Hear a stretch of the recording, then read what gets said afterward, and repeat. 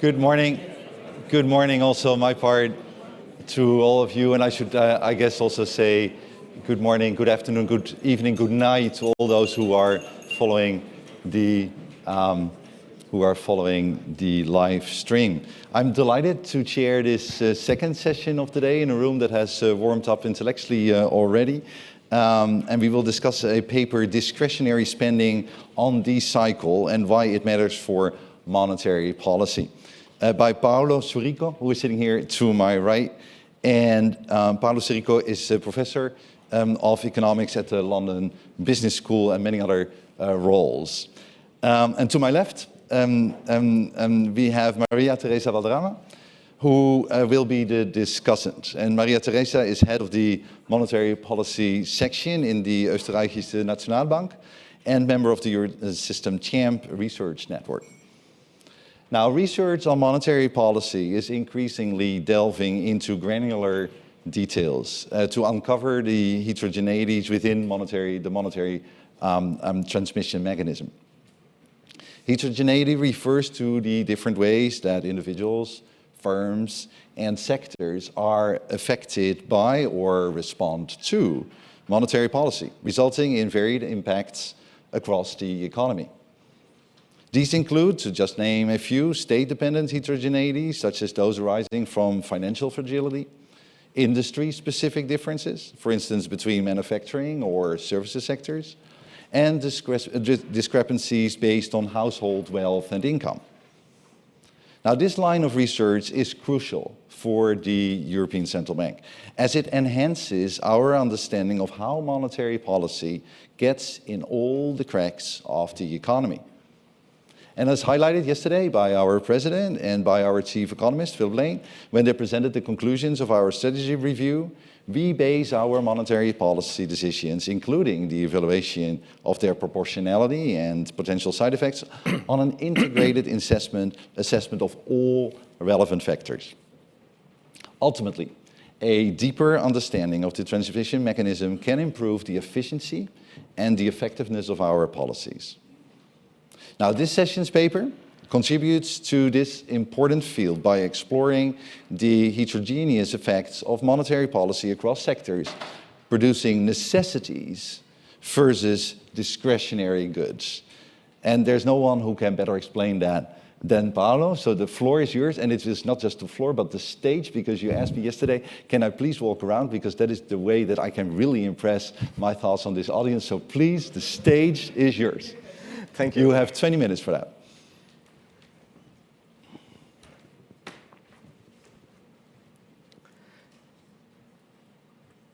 Thank you. It's a great honor to be here. This is a joint work with 3 past and current excellent PhD students that we are very lucky to have at London Business School.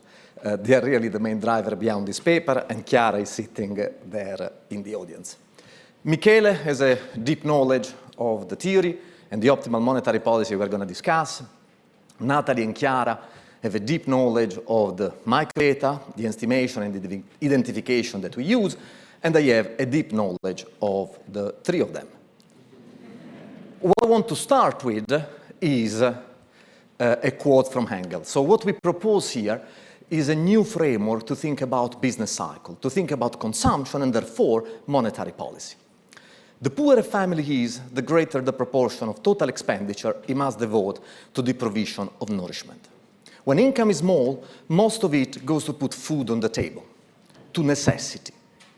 The richer we become, the more we want to dine out, we want to buy insurance, we want to buy holidays, furniture, vehicle, and so on, so forth. Although this distinction between necessity and discretionary spending has proved to be very important in many fields of economics, structural change, development, inequality, even quality of the price index, very little has been made as a progress in business cycle analysis.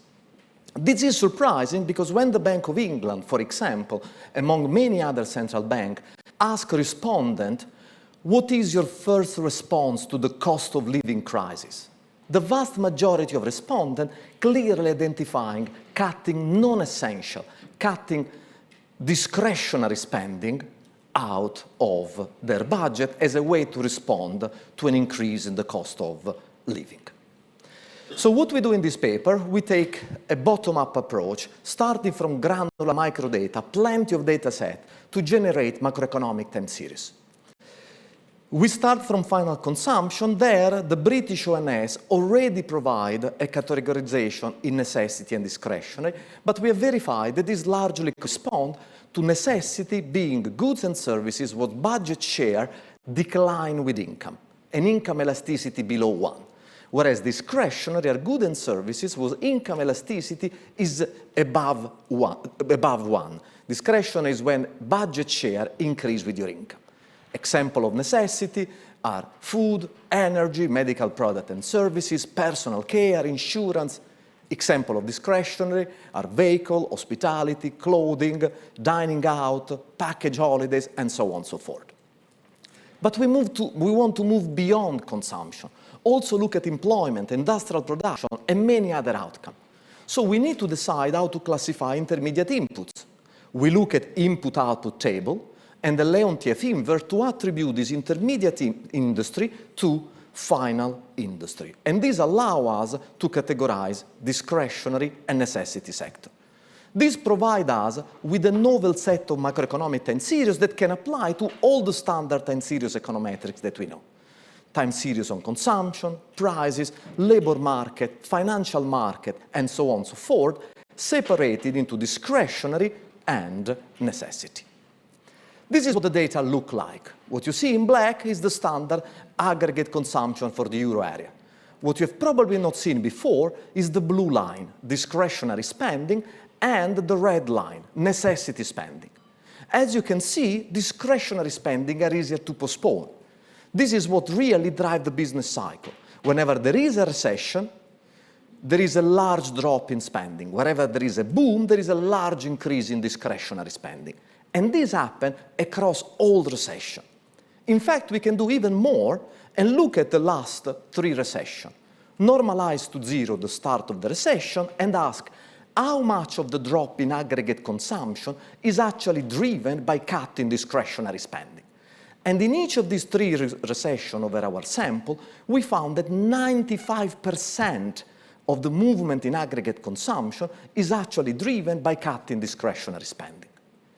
When we move to the labor market, a similar striking picture emerged. The large drop in employment we have seen across each of these 3 recessions is driven by cutting labor demand, by firming the discretionary sector, which are the ones that are facing the largest drop in their product demand. What, however, is less appreciated is that there is a very heterogeneous labor force composition across these 2 sectors. 20% of hand-to-mouth workers are employed in discretionary sector, as opposed to only 5% of hand-to-mouth workers working in necessity industry. Hand-to-mouth workers are defined according to some ECB study, which is workers that live with a level of liquidity which is less than half of their monthly income. This is the beauty of working with micro granular data on the household balance sheet. As you can see, hand-to-mouth workers are much more likely to be employed in discretionary sector and to be at the lower end of the income distribution. When it comes to inflation, however, a different picture emerges. The one that is very volatile is inflation in the necessity sector. And this is true in each and every one of the previous recessions. Particularly striking is the recent episode of inflation. You might think that the black line is the necessity inflation is what drives the spike in inflation, whereas the discretionary spending inflation is all the one that drives the persistence. You might think, oh, this is just capturing non-durable and services. Actually, it's not. When you see at the top, first you notice the non-durable inflation peaked over the recent episode, and the persistence is driven not just by services, also durable inflation is a similar persistence. However, when in the bottom left chart, we separate non-durable into necessity and discretionary, is evident that it's only necessity non-durable that is driving the spike in inflation. In fact, discretionary and durable contribute to the persistence. And the same all true for services. If we split services into necessity and discretionary, it's only the smaller share of discretionary services that account for the persistence of inflation. Necessity services are relatively flat. What is the story here? What is the narrative? I'm very sorry to bring you bad news. You just got a pay cut. You go home to your partner and you said, maybe that electric vehicle we wanted to buy can wait longer. Maybe that glorious summer holidays in Puglia will have to wait for another couple of years. We don't need the gym membership. Maybe we should not renew the theater seasonal ticket. What you don't realize that every time you make this decision, actually you're undermining the job of waiters in those restaurants, of people that work in hospitality, blue collars that work in manufacturing, ushers that work in theater, trainers that work in gyms. Those are the people that are disproportionately affected because they work in the discretionary sectors. And those are the ones that have a high marginal propensity to consume in the economy. This implies that the initial cut in discretionary spending spill over to necessity, and they make the initial recession amplified and much larger. These drive a second-round effect that make income going even lower and generate a further cut of discretionary spending, which still amplify the cycle. However, monetary policy can do a lot about this. Monetary policy can short-circuit the discretionary cycle. How? By giving more focus and attention to discretionary inflation.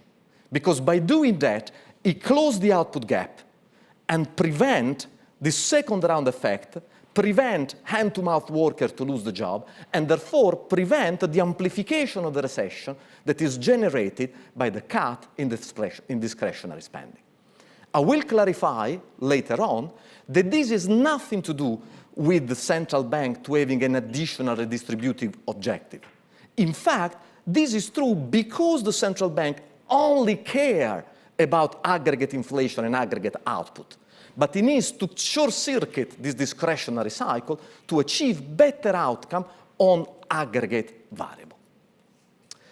And once we are here, we can also use the standard analysis in the European Central Bank for leading indicator analysis. And what we discover that the predictive power of some of those aggregate variables, like employment, prices, dividends, actually are very sectoral, are driven by specific sector. The predictability of employment in forecasting euro area GDP and inflation actually come from the discretionary sector, not from the necessity. And when it comes to prices, the predictability for the cycle mostly comes from necessity price. The same for dividend is only the dividend paid by discretionary firms that is a good indicator of the euro area business cycle.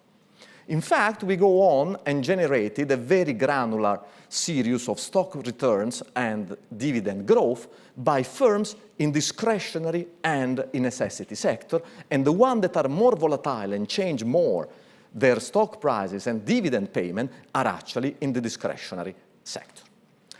This is all correlation. You may want to look in identified shock, so we go standard here, off-the-shelf monetary policy shock. The first column should not surprise you, is the aggregate response of consumption, employment, and inflation. However, when you separate these into the response of necessity and discretionary sector, you see that for quantity, most of the action comes from discretionary spending.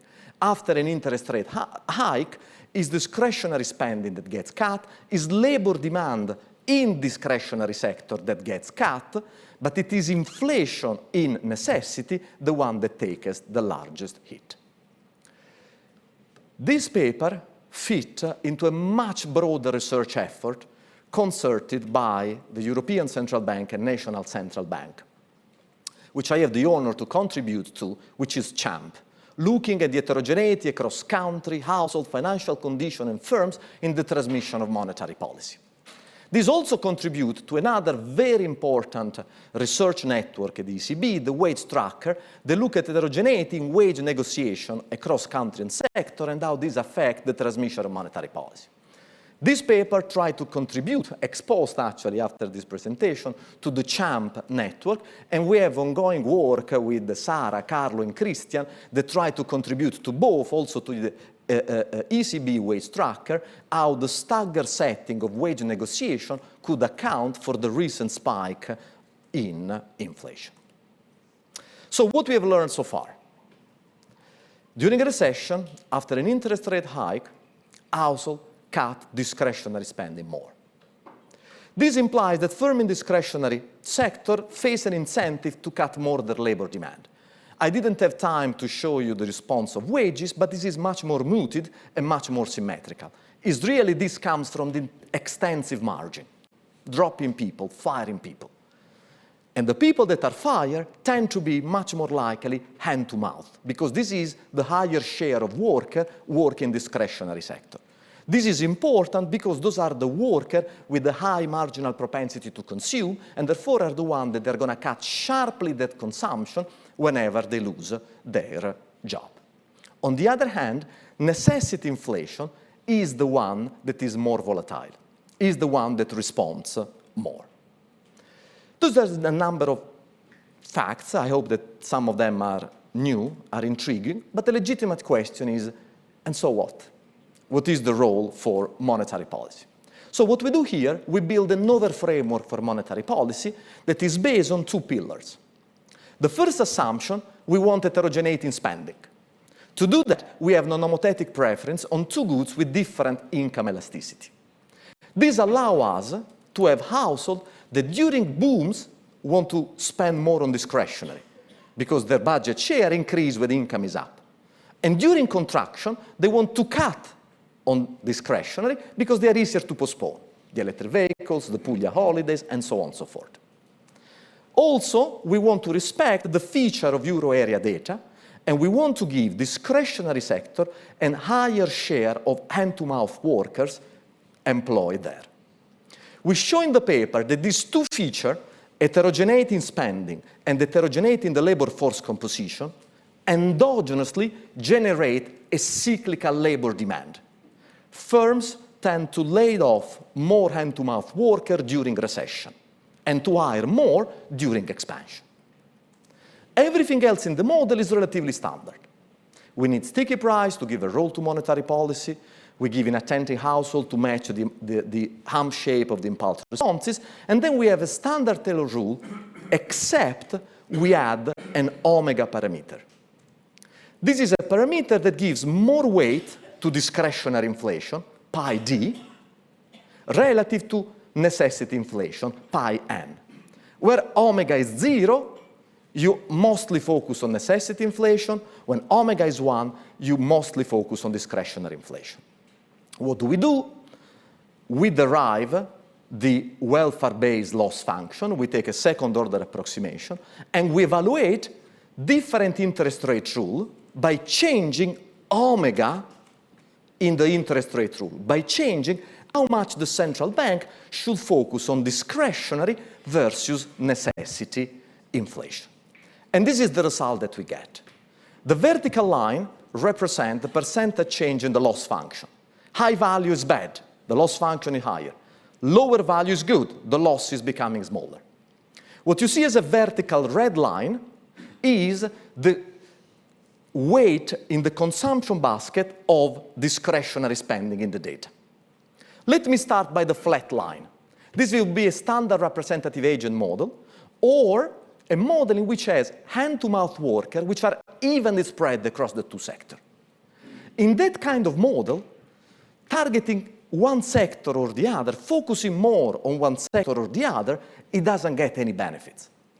However, in the purple model, we start giving more hand-to-mouth worker to the discretionary sector, as in the data. And you can see that already in that model, focusing more on discretionary inflation, responding more to discretionary inflation, reduce the loss of the central bank. Although the gains are small, which is consistent with all this literature that shows that heterogeneity, household heterogeneity, it doesn't add much to the aggregate outcome. However, in the full model, we have the full interaction between heterogeneity in spending, we're adding now non-homothetic preferences, and heterogeneity in the labor force composition, more hand-to-mouth worker working in discretionary. And once you do that, then you get a much steeper function.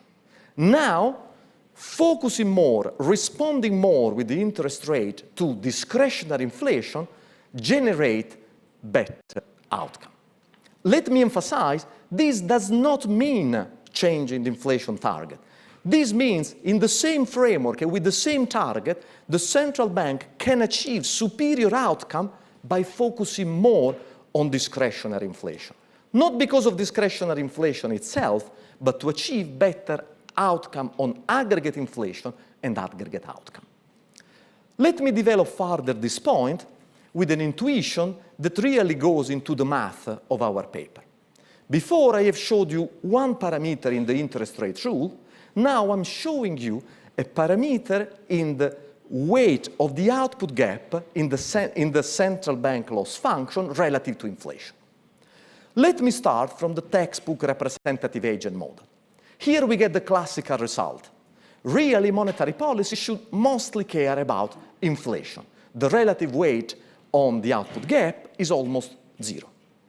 However, the more you add layer of heterogeneity, one after one, until reaching the full model, which is the blue bar, stronger weight needs to be placed on the output gap to achieve better aggregate outcome. In fact, in our full model, the weights on the output gap in the loss function is about 9 times larger as in the representative agent model. Once more, let me emphasize, this is the case even though there are symmetric shocks in our model. This is the case even though in our model the central bank has no redistributive motive. What I'm saying that to achieve superior outcome in the current framework, even if the central bank don't care about the redistribution, putting more emphasis on discretionary inflation achieves superior outcome for aggregate inflation and aggregate outcome. And the reason is because the central bank, by responding more to discretionary inflation, can short-circuit the discretionary cycle, avoid hand-to-mouth worker to lose their job because discretionary spending is lower, and therefore avoiding the recession to become much larger. I want to leave with a final message. This is not just the euro area. In the top column is the result for the United Kingdom. Discretionary spending is the cycle also in the UK, and the bottom row is for the United States. Discretionary spending is the cycle also in the United States. Where there recession, the one that moves more is discretionary spending. When there is a boom, discretionary spending is the one that picks up more. Discretionary spending is easy to postpone, is easy to shift intertemporally. Which brings me to the final slide. We believe we have focused, there are many dimensions of heterogeneity. And in fact, many that we have not seen, and we believe actually will make the results even stronger. But here there are two that I think has been overlooked in policy and academic circle. Heterogeneity in spending composition, discretionary versus necessity, and heterogeneity in the sectoral labor force composition, hand-to-mouth worker being more likely employed in the discretionary sector. When you put those two together, this generates a powerful amplification mechanism that no one of these heterogeneity on its own can possibly generate.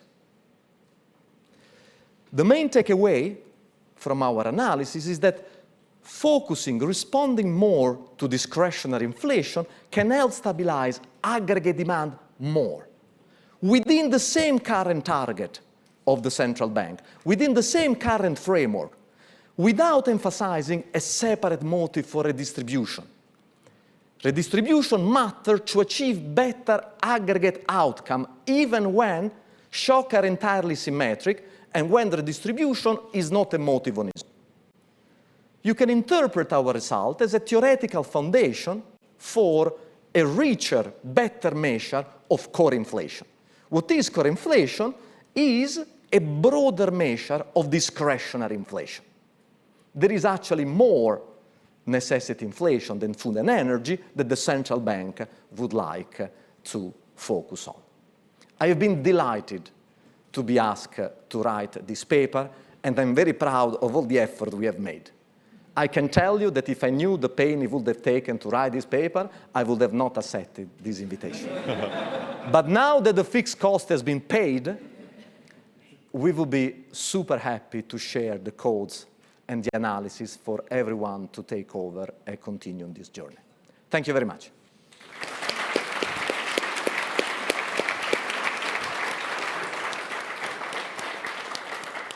Thank you very much, Paolo, also for sticking almost to the 20 minutes, so that was much appreciated.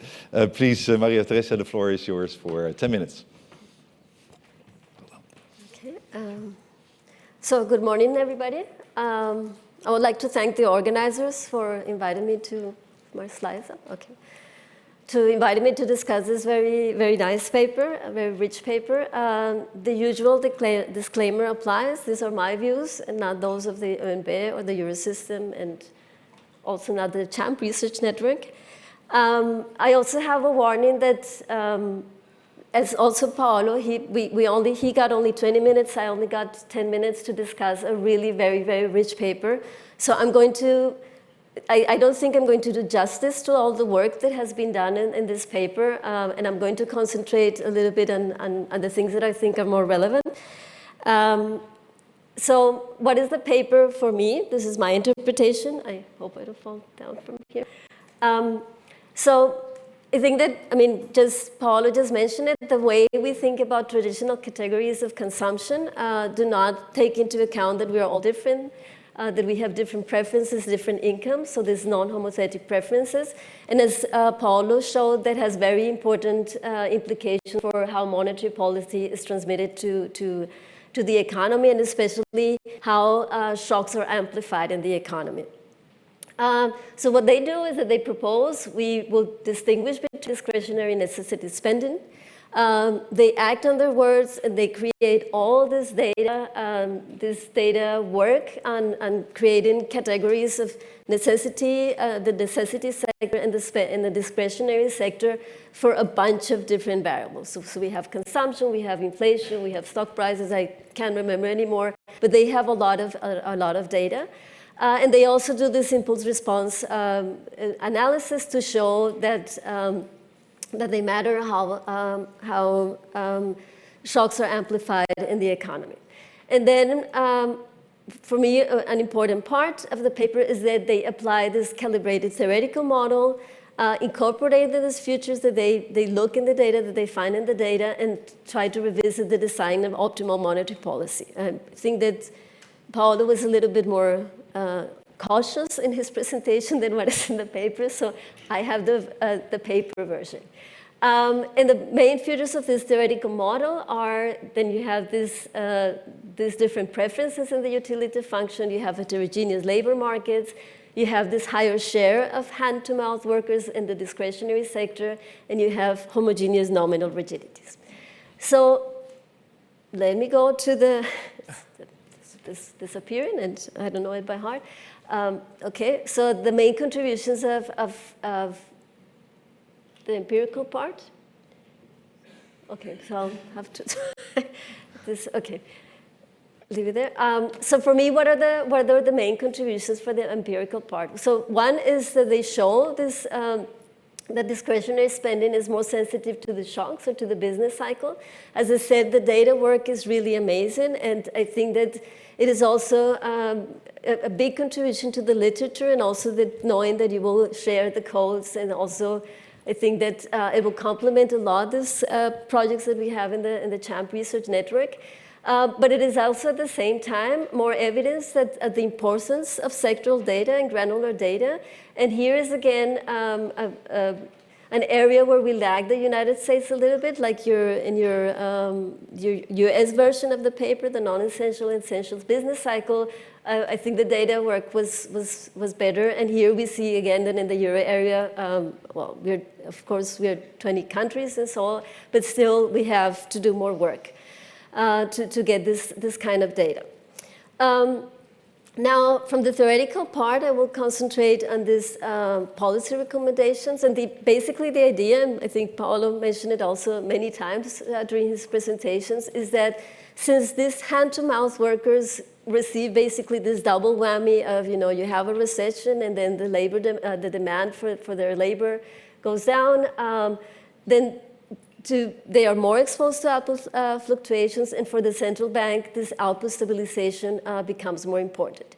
As I said in the paper, the policy prescription is a little bit bolder than the presentation. They conclude that the ECB should target inflation at discretionary good prices, and it should put more weight on the output gap. And then there are three questions about this. The first one would be whether really the monetary policy should be the one that is smoothing the income loss for hand-to-mouth households. You can think about other policies like the discussion that we had before, labor market policies, some kind of employment insurance or other institutions that are more appropriate. So it would be nice to have, like, in your model to include this at some time a fiscal policy or sometimes an employment insurance, and see what is the more welfare maximizing. In terms of the output gap, I think that for me, that is the definition of the difference between hawks and doves. So some of the governors will be happy to put more weight on the output gap, and some others will not like that. But of course, the idea of targeting inflation in discretionary good prices or putting more weight on the inflation in discretionary, I think has to be discussed more. Especially, we have a lot, the literature on optimal monetary policy is very rich, and basically it is a very common finding or a very common policy prescription in this model that you should target the sector where you have more price rigidities. Because monetary policy tends to be more effective. And in your case, you say, well, it's not because of more price rigidities, it's because of this amplification mechanism. But we know that despite theory telling policymakers that they should target the more price rigid sectors like core inflation and so on, this is not, I mean, it didn't happen yesterday. They would change the target, the inflation target. But after the strategies, before the strategy, we can start discussing again whether in 5 years we would say that we would think about changing the inflation target. So what do you have to do to convince policymakers that your model is better than the others that have been ignored in the past? I think that the most important thing that you have to do is to bring the model to the data. So you have all this data, and then you have the theoretical model, and you calibrate the model, but you do not show that, like the statistical properties of the data that is generated by the model replicate the stylized facts that you presented in the first part of the paper. And that think that also you play around a lot with these optimal policy rules. You showed only one in the presentation, and I really encourage everybody to read the paper because there is much more material than when Paolo showed. So when you're comparing optimal policy rules, I think it is not enough just to switch off a parameter and see what the outcome is, what the welfare outcome is, but you have to look at the model, ensure that the fit of the model that fits the data, then switch off the parameter, ensure against the fit, and so on, so that you can compare welfare outcomes in a cleaner way. And of course, it would be nice and more convincing to policymakers if you did a counterfactual analysis. What would have happened if 2021, when we're doing the last strategy review, there had been a change either in the target or just the weight that you put in discretionary inflation, would be better off. And then on a very technical note, a colleague in the OMB is working also on this non-homothetic preference. They're constructing a cost of living index with this non-homothetic preference, and they have developed a methodology that you could include in your theoretical model, and that will give you like this very consistent price index that you can have in your Taylor rule instead of dividing or separating discretionary and necessity. What is missing? Since you are now in the CHAMP Research Network, you cannot get away without having some sectoral price rigidities.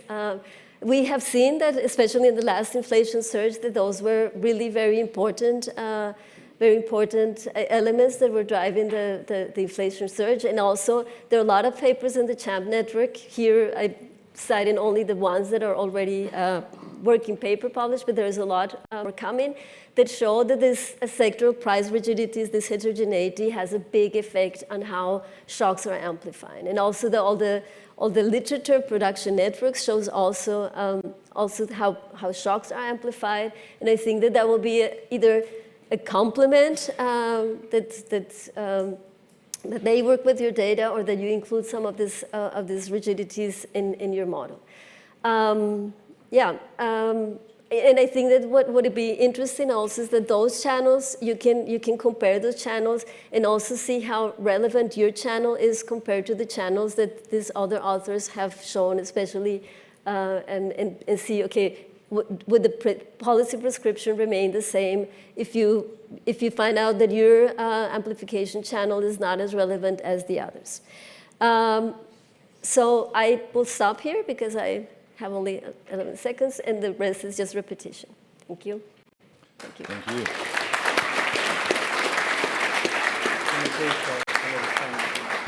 Thank you. Thank you very much, Maria Teresa. Paolo, would you maybe want to respond? Yes. So thank you very much. This was an excellent discussion. I really appreciate. Also bring me back at the time in which I was working for the Bank of England. I used to go in trouble with the press office all the time. So this was a little bit of a reminder of that. I stand by every single word I said in the presentation. I think they are more accurate than the draft, and we will reflect that. We are not saying this is the only channel. We're not saying that this is even the most relevant. The game that we play was actually try to be as standard as we could, except this interaction of heterogeneity in spending and heterogeneity in the labor market. And the reason is simply because perhaps this is not a dimension that policymakers have much considered so far. And therefore, we wanted to highlight that dimension. In terms of model evaluation, you're right, we don't match impulse responses as we do for the paper on the US. But we have verified that we can qualitatively replicate the magnitude and the shape of those impulse responses. Very good idea in terms of the time series counterfactual 2023. And in terms of heterogeneity, nominal rigidity, may I ask to put back up our slide? Because I think I have a table that responds exactly to that. So if I'm able to go back to my slide, I'm looking at the big brother out there that I'm sure can hear and control everything for us. And then I'm going to quickly go to the very back of the presentation.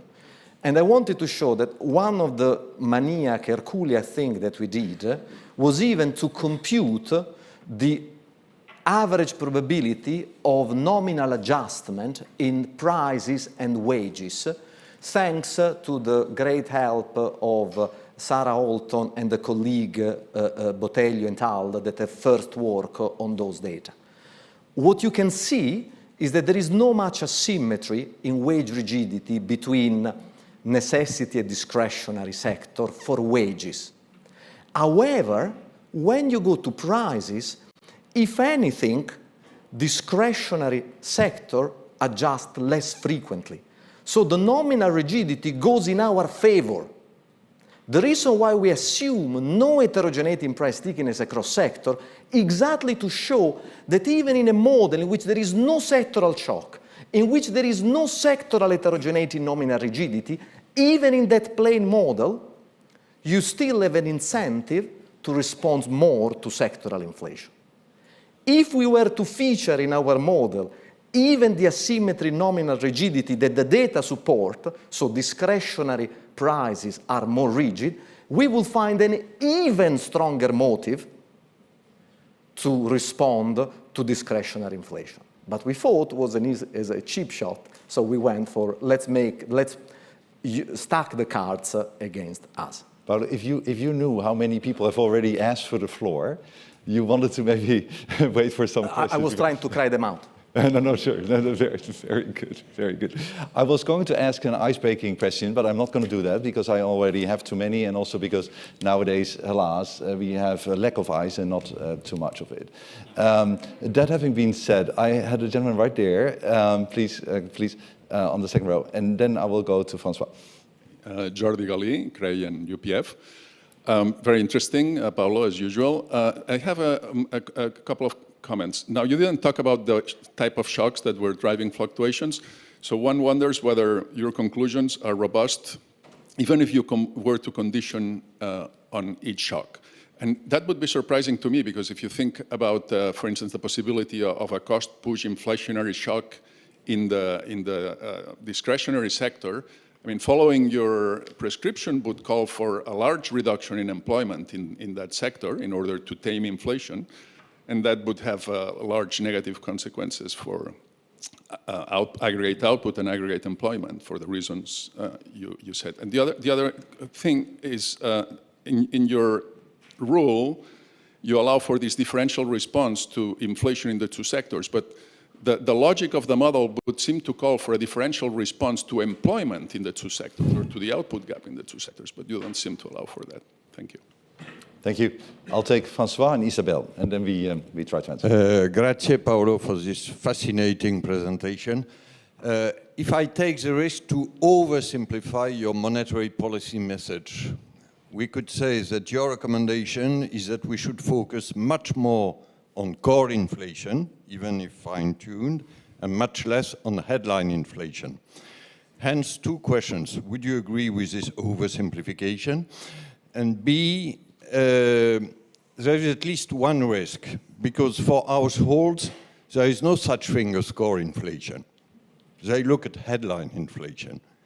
And so, if we focus much more on core inflation, what is the risk of de-anchoring inflation expectations? I think it would be a serious one.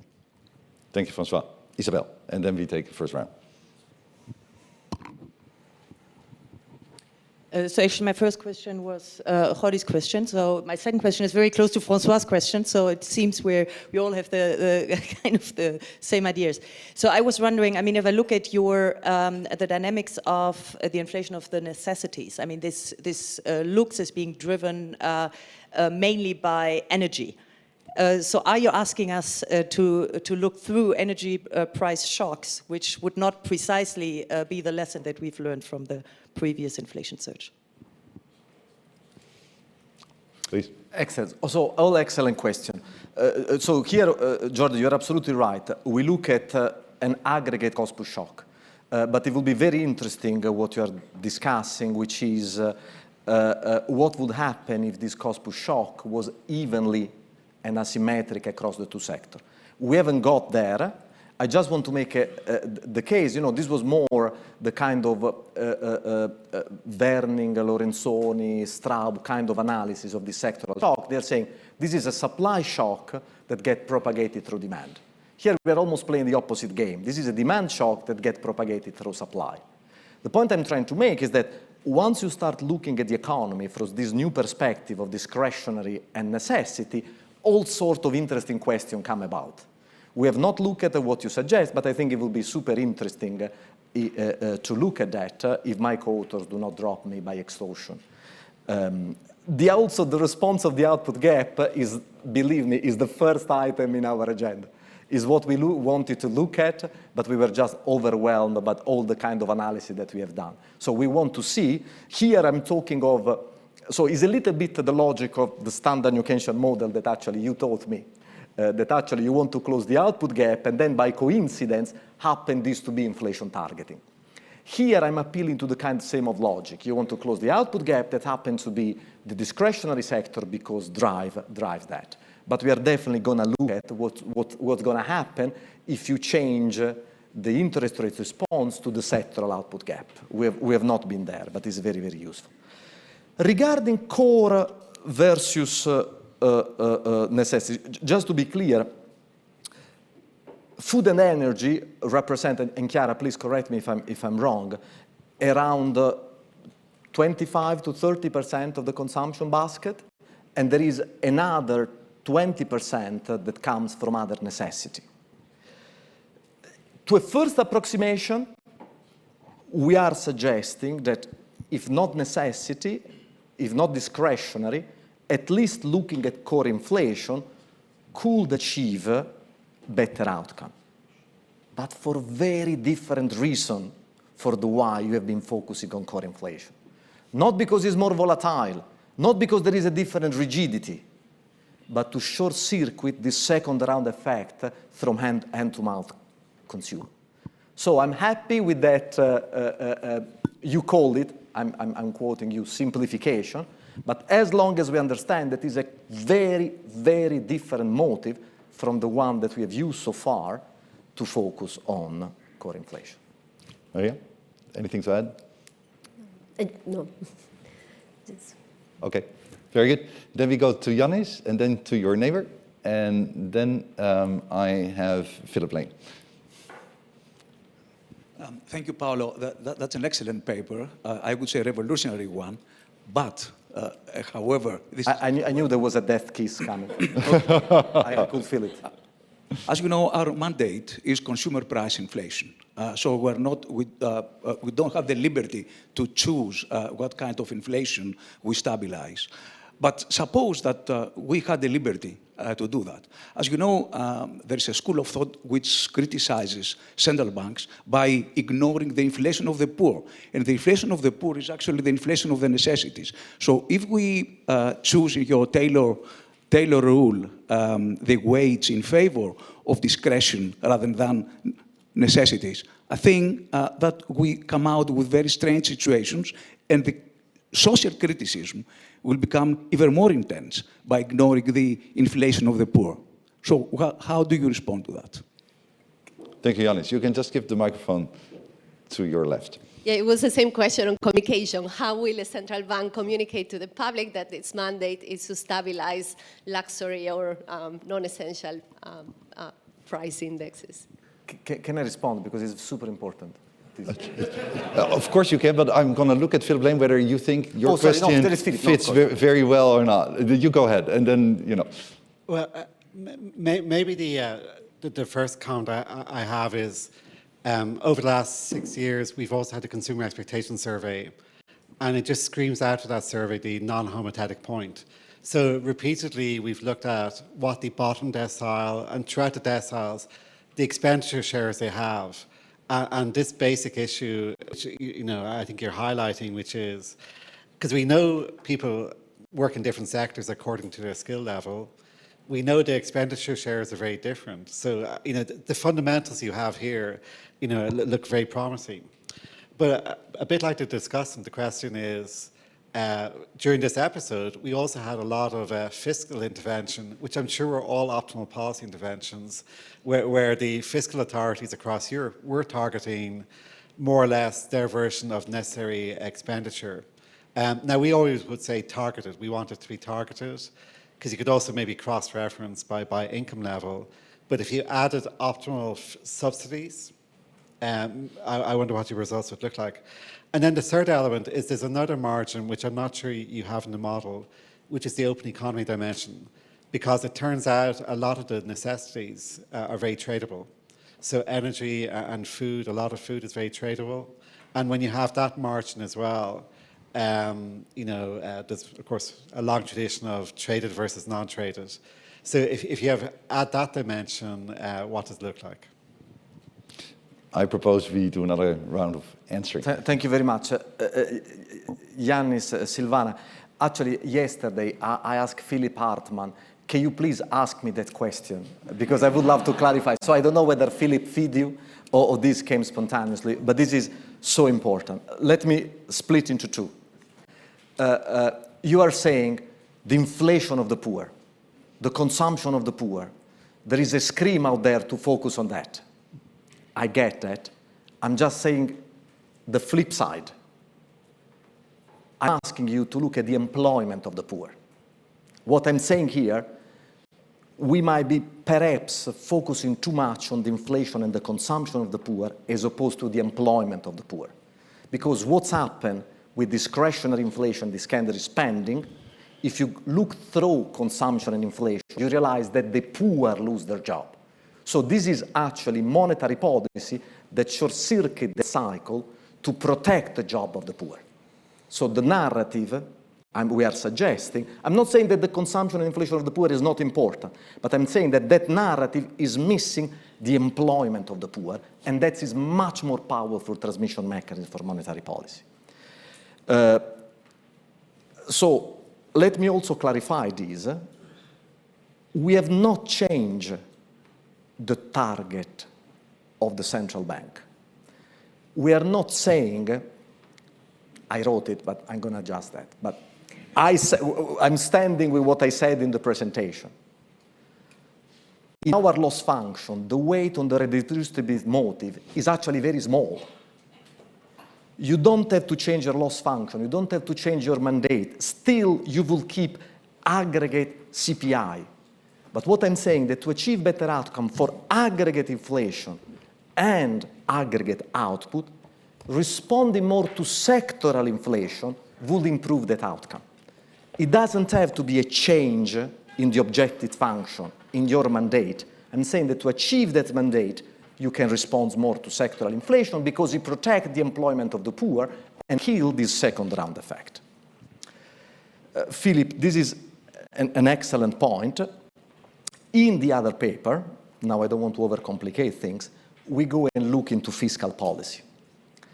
Also fiscal policy have in the US paper, and we show in that paper that fiscal policy can also short-circuit this discretionary cycle. It's a little bit more complicated, but there goes into the government announcing a VAT increase on discretionary spending in the future. These bring forward discretionary spending and therefore boost the employment of the poor, therefore counteract the recessionary effect. So you're right, also fiscal policy could achieve that superior outcome for society, even without having an explicit redistribute motive. And I think this is very important, and we kept as two separate tools.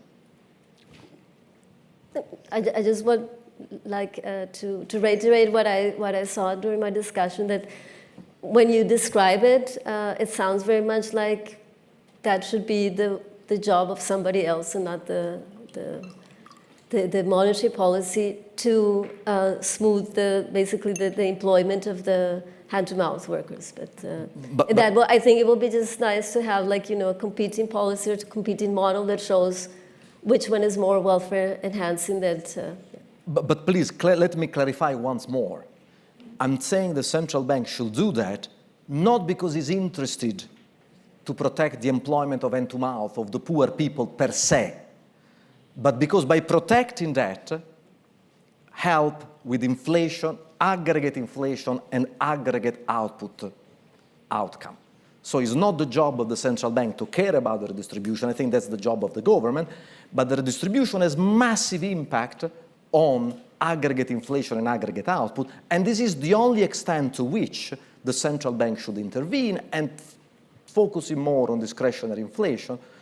You protect the poor, but not because you care necessarily about that per se, but because achieve superior aggregate outcome for inflation and output. This is, I think, very important to emphasize. All right, we have less than 5 minutes. I have more than 5 people who asked for the floor. That is a challenge. I will therefore close the list of speakers. I have the lady right there, who was actually the first of the 5.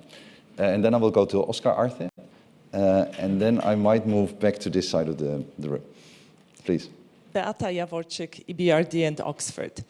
How does international trade come into play here? Presumably, a large share of discretionary spending comes from imports. Think about electronics, white goods, gardening equipment imported from China.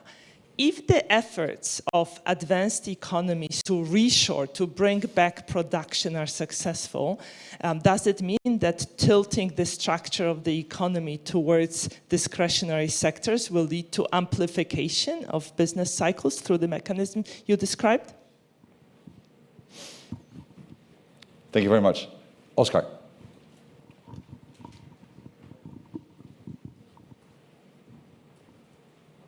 Thank you, Paolo, for a very nice paper. So I was trying to make sense of your key recommendations out of the practical experience at the ECB technical work over the last few years. So you are calling us for focusing more on discretionary inflation, less on necessity inflation.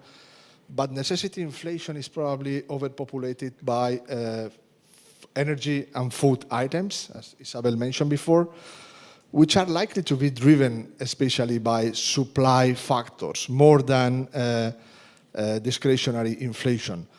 So at the end, my way of understanding your key recommendation, tell me, I would like to know your reaction. You are telling us, in a sense, at the end of the day, okay, you should react probably less to supply-driven inflation and more to demand-driven inflation.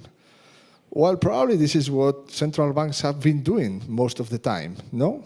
Except in some cases of large supply-side shocks that, as Isabel mentioned, okay, may deserve a strong reaction, no? But can we say that probably we are doing something along coherent with your recommendation, following a different route, in the sense that we look at the nature of the shock rather than changing the notion of core inflation? Is it a correct interpretation? And secondly, also about interpretation, I mean, at the ECB, we have paid a lot of attention in the last few years in our inflation analysis to a battery of underlying inflation indicators, out of which what we call the persistent core, persistent common component of inflation, the so-called PCCI, has received some special attention, precisely because we think it's a good indicator of persistency of inflation. So in principle, this would be very much in line with your recommendation, no? Focus on those components of core inflation that are probably more informationally rich about the persistence of the inflation shock. Would this be a correct interpretation? Thank you. Thank you, Oscar. I have made some incredibly tough decisions now. So there are two more speakers. Governor, wait up, please. And then I will give you the floor, Piero. You ask for the floor, you'll get the floor, but be short. So continuing with the previous question, we central banks usually say we look through supply shocks. But when they come to, when they feed into underlying inflation, we have to worry. Does your model, even though it doesn't have sectoral supply-demand shocks, say anything about when this is likely to happen? Pierre?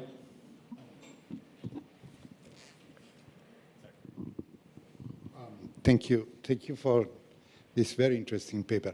I was trying to reconcile your story with the number we have seen in the last cycle. We were all surprised by the resilience of the services sector, which, from your example, mostly overlaps with this discretionary consumption. And we didn't see much of it. You know, we were all surprised by the resilience. So how does this fits in your story?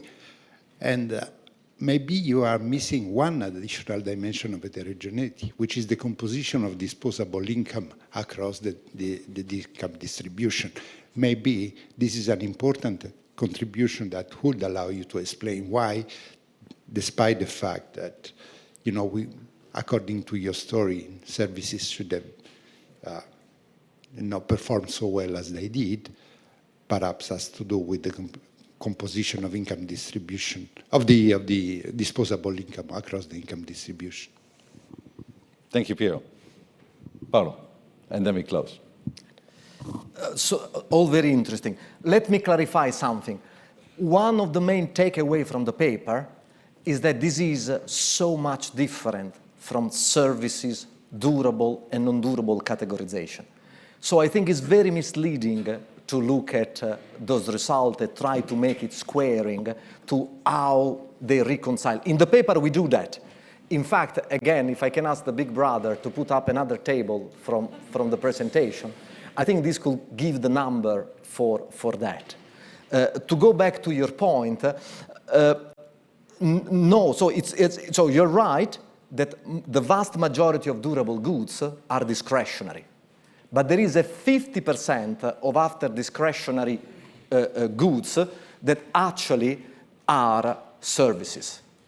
So there is a component of tradability, but it's not significantly larger for discretionary than for necessity, because the majority of discretionary does not come from durable. If we can put my, presentation back. Oscar, again, also this one.